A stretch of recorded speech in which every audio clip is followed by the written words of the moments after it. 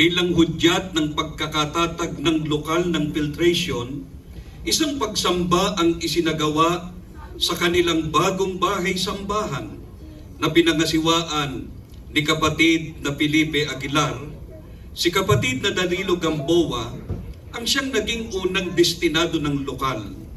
Samantalang si kapatid na Rodolfo Reynoso naman ang ipinalaga bilang unang Pangulong Diakono.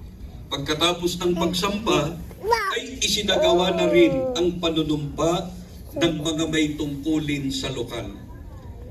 Sa paglipas ng panahon, naging masigasig sa pagtulong sa gawaing pagpapalaganap ang mga kapatid sa lokal.